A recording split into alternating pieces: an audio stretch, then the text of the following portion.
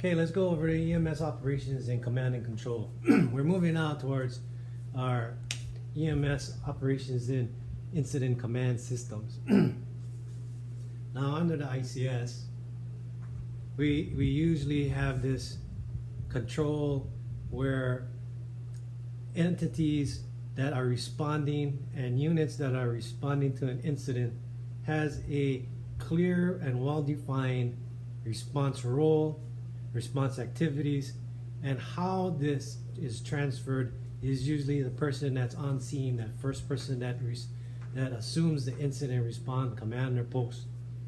These are used to mitigate multiple scenes, in some cases vast emergencies, and we usually fall this under an incident management system and not just the incident command system, which is initially fire-based. And then we get into larger systems where we start using a national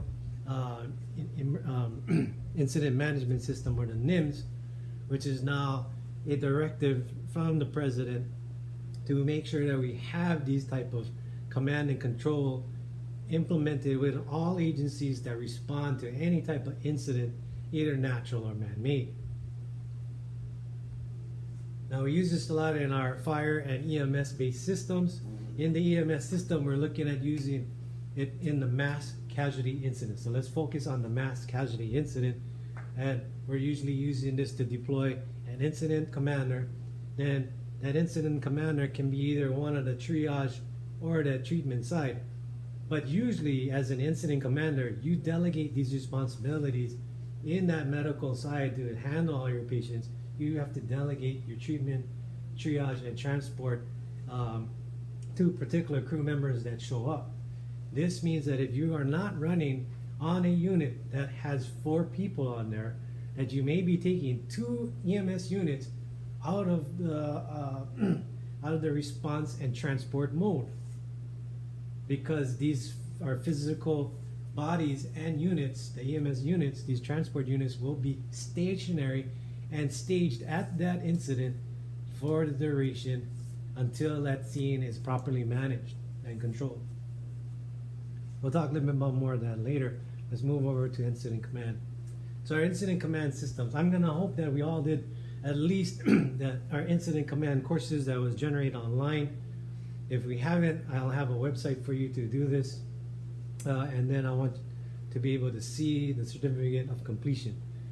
In the incident command system, we have an incident commander. Under the incident commander, we have a finance division, we have a liaison division, we have operations, or logistics, I'm sorry, finance, logistics, operations, we have planning, and we have safety. So within these, as far as where EMS and fire sits, in some cases we fall under the operations tier under ICS flops. Again, we're all underneath the span of control, and it's usually based on a 5 to 1, you know, one commander or one person in charge of another 5 people, and we can continue on down. The smaller the span of control, the more control that you have over that particular event. Now we also need to understand some of your local standard operating procedures as when to deploy the incident command system. You may see deploying the incident command system quite early on because of the number of patients, or the number of critical patients, or the number of delayed or walking patients may require you to deploy this incident command system. And although we don't have your finance, your logistics, your operations, your planning, and your safety, you will have within your control the MCI portion of it, which falls under operations. Some of these things, finance, logistics, planning, and safety may fall under another person altogether.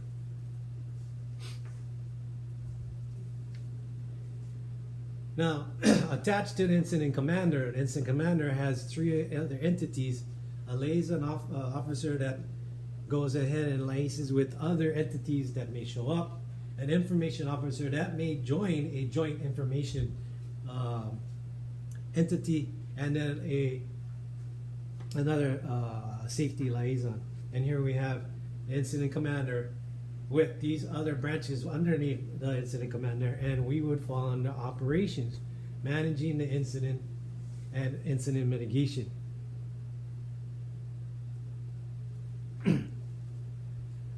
So we, as incident mitigation, we fall under that MCI. I want you guys to remember that if you are the first medic on scene, that you may not be the first medic departing that scene. You're going to control oncoming and ongoing and departing units that are showing up. Hopefully these are not only EMS units, but you want to think about it in a global fashion, that you may be having law enforcement, fire personnel, and any other public entities, Department of Water, electric, and so forth, responding, or highways and traffic. These guys come into your incident. We can pass some of those responsibilities off to an incident commander when they come on, but we're going to continue to manage our mass casualty incident. In that, we have our tiers of treatment, triage, and transport. Our quick triage, we get in there and do our quick triage. We're either using the START system for adults, basically making sure that they have an airway that they're breathing and that they have a pulse. And if we are unable to get that airway breathing, we move on. If they have an airway and they're breathing and their pulse is erratic, we'll end up categorizing them more immediate versus delayed or expectant. It all depends on how many providers we have, what additional resources we can draw from to manage this incident. So again, we're using the START category, START triage. We may be using the Jumpstart, which is used for pediatrics. The difference between there is, rather than our 10 to 30 breaths per minute, we're looking at 15 to 45 breaths per minute, but we're still using that same type of scheme. Or they may be using the SALT triage.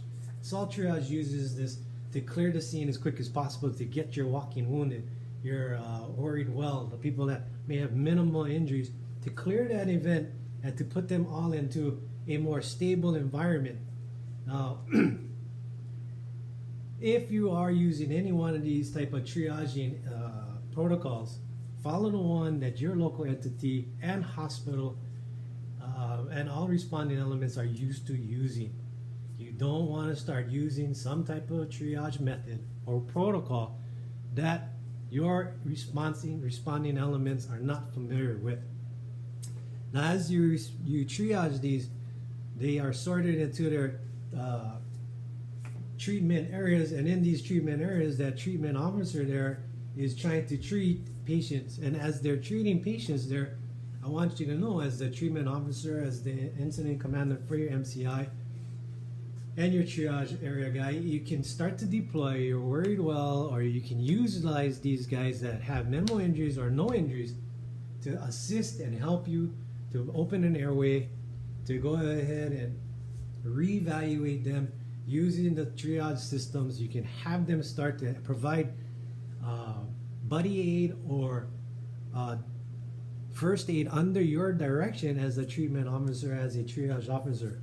Now, as you come down to the transport entities, your triage officer, once you're done triaging the entire scene, you may end up falling back and taking on transport or coordinating the transport area.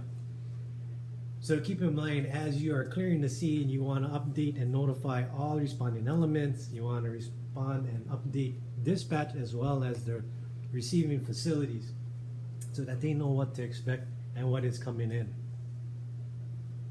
After all of these, it's then, once we clear the scene, then it's consequence management. This means that if they are expectant, what happens to the expectants, we usually don't get involved. We may have morgue teams that come down, and definitely we may have an initial debrief of that incident in a CISD that falls under that critical incident stress debriefing, which happens within a 24-hour window of the providers that are there.